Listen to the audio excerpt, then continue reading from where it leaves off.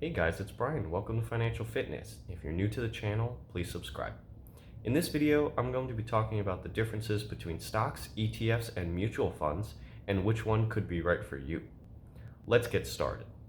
Understanding the differences between stocks, ETFs, and mutual funds is an important part of investment diversification, and each one can be suited for a slightly different person if you only intend to choose one of these options as you start your investment journey. You could also invest in all three of them as well over time. We'll start with stocks since that is going to be what most people have heard of in some way, either from social media, movies, or conversations, so this should help you define it a bit better. Stocks are a single security that indicates ownership in a publicly traded company and represents a claim on that company's assets and earnings. ETFs are a basket of securities that allow an investor to be invested in a variety of different sectors.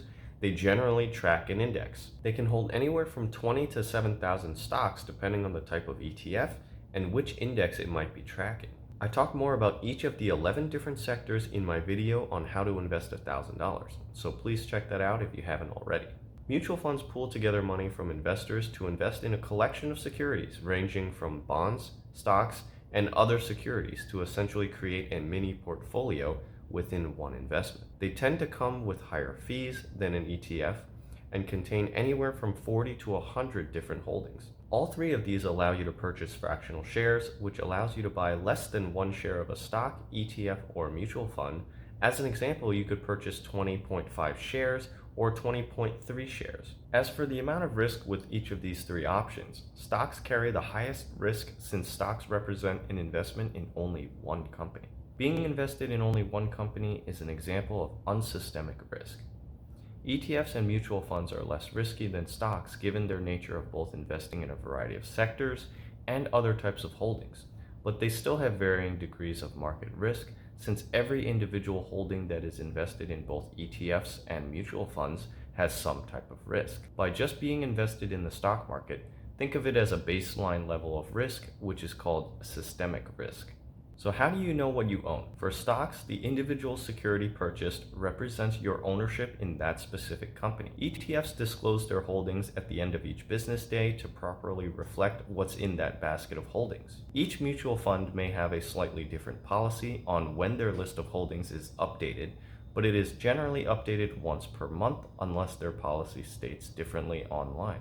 There is a slight variation of when each of these can be traded. Stocks and ETFs can be traded during normal market hours between 9:30 a.m. to 4 p.m. Eastern Standard Time, along with pre- and post-market trading, which is called extended hours. Extended hours is about 2 hours before the market opens and about 4 hours after the stock market closes, which is 8 p.m. Eastern Standard Time. Mutual funds can't be traded throughout the day like stocks and ETFs.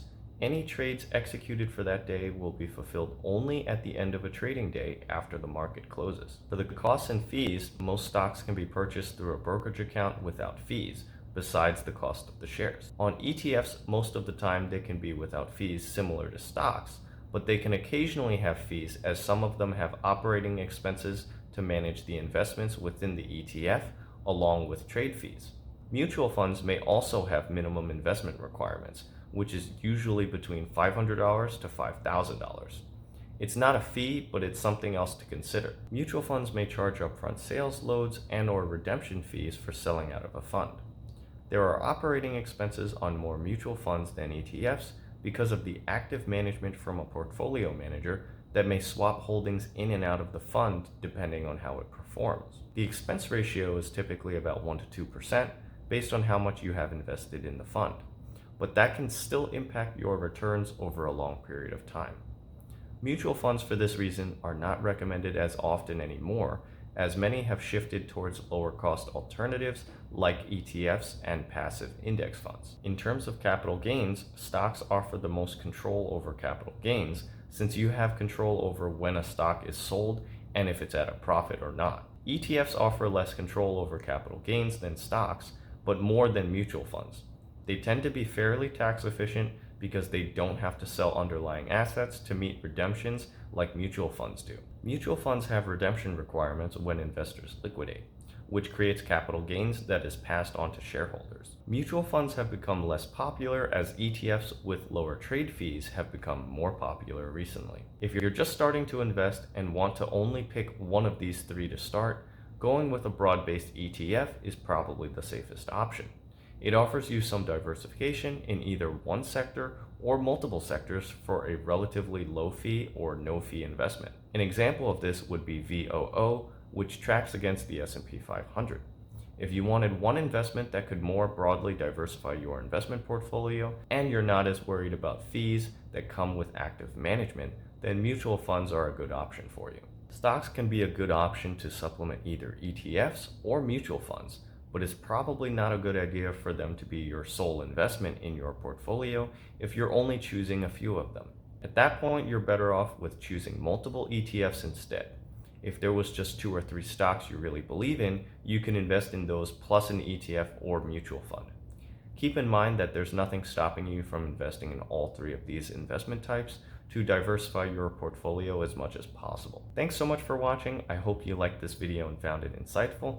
Click the like button if you did, and please subscribe if you haven't already. Click the notification bell so you can see when I post videos next.